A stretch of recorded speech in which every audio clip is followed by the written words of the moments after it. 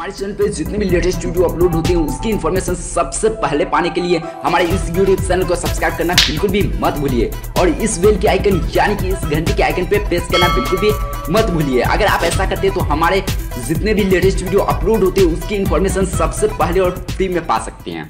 रानी लक्ष्मीबाई, जन्म 19 नवंबर 1828, वाराणसी उत्तर प्रदेश।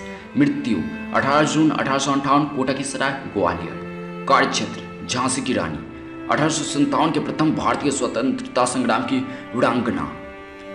रानी लक्ष्मीबाई मराठा शासित झांसी राज्य की रानी थी और 1857 के प्रथम भारतीय स्वतंत्रता संग्राम में अंग्रेजी हुकूमत के विरुद्ध बिगुल बजाने वाले वीरों में से एक थी। वे ऐसी वीरांगना थी जिन्होंने मात्र 23 वर्ष की आयु में ही ब्रिटिश साम्राज्य की सेना से मोर्चा लिया और रण क्षेत्र में वीर गति को प्राप्त हो गए, परंतु जीते जे अंग्रेजों को अपने राज्य झांसी पर कब्जा नहीं करने दिया। प्रारंभिक जीवन। लक्ष्मीबाई का जन्म वाराणसी जिले में 19 नवंबर 1828 को एक मराठी ब्राह्मण परिवार में हुआ था। उनके बचपन का नाम मणिकर्णिका था, पर परिवार वाले उन्हें स्नेह से मन्नू पुकारते थे। उनके पिता का नाम मोरोपंथ तांबे था और माता का नाम भागीरथी सप्रे उनके माता पिता महाराष्ट्र से संबंध रखते थे। जब लक्ष्मीबाई मात्र 4 साल की थी तभी उनकी माता का स्वर्गवास हो गया। उनके पिता मराठा बाजीराव की सेवा में थे। मां के निधन के बाद घर में मन्नू की देखभाल के लिए कोई नहीं था, इसलिए पिता मन्नू को अपने साथ बाजीराव के दरबार में लिए गए। वहां मन्नू के स्वभाव ने सबका मन मोह लिया और लोग उसे प्यार से छबीली कहने लगे। शास्त्रों के शिक्षा के साथ साथ मन्नू को शस्त्रों की शिक्षा भी दी गई। सन 1842 में मन्नू का विवाह झांसी के राजा गंगाधर राव निम्बालकर के साथ हुआ और इस प्रकार वे झांसी की रानी बन गई और उनका नाम बदलकर लक्ष्मीबाई कर दिया गया। सन 1851 में रानी लक्ष्मीबाई और गंगाधर राव को पुत्र रत्न की पारमत हुई, पर 4 महीने की आयु में ही उनकी मृत्यु हो गई। उधर गंगाधर राव का स्वास्थ्य बिगड़ता जा रहा था। स्वास्थ्य बहुत अधिक बिगड़ जाने पर उन्हें दत्तक पुत्र लेने की सलाह दी गई। उन्होंने वैसा ही किया और पुत्र गोद लेने के बाद 21 नवंबर 1853 को गंगाधर राव परलोक सिधार गए। उनके दत्तक पुत्र का नाम दामोदर राव रखा गया। अंग्रेजों की राज्य हड़प नीति, ड्रैगन ऑफ लैप्स और झांसी।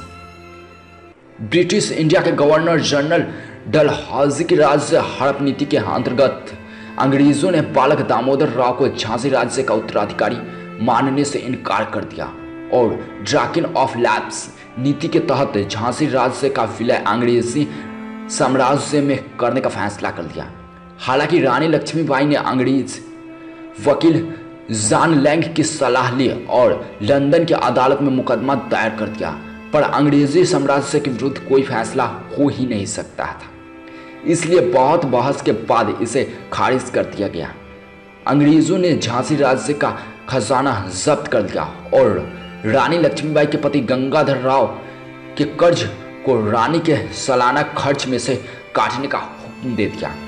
अंग्रेजों ने लक्ष्मीबाई को झांसी का किला छोड़ने को कहा, जिसके बाद उन्हें रानी महल में जाना पड़ा।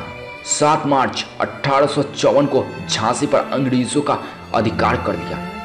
रानी लक्ष्मीबाई ने हिम्मत नहीं हारी और हर हाल में झांसी की रक्षा करने का निश्चय किया। अंग्रेजी हुकूमत से संघर्ष के लिए रानी लक्ष्मीबाई ने एक स्वयंसेवक सेना का गठन प्रारंभ किया। इस सेना में महिलाओं की भी भर्ती की गई और उन्हें युद्ध का प्रशिक्षण दिया गया। झांसी की आम जनता ने भी इस संग्राम में रानी का साथ दिया। लक्ष्मीबाई की हमशक्ल झलकारी बाई को सेना में प्रमुख स्थान दिया गया। अंग्रेजों के खिलाफ रानी लक्ष्मीबाई की जंग में कई और अपदस्थ और अंग्रेजी हड़प नीति के शिकार राजाओं जैसे बेगम हजरत महल, अंतिम मुगल सम्राट की बेगम जिन्नत महल, स्वयं मुगल सम्राट बहादुर शाह, नाना साहब के वकील अजीमुल्लाह शाहगढ़ के राजा वानपुर के राजा मर्दन सिंह और तात्या टोपे आदि सभी महारानी के इस कार्य में सहयोग देने का प्रयत्न करने लगे। सन 1858 के जनवरी महीने में अंग्रेजी सेना ने झांसी की ओर बढ़ना शुरू कर दिया और मोर्चा में शहर को घेर लिया।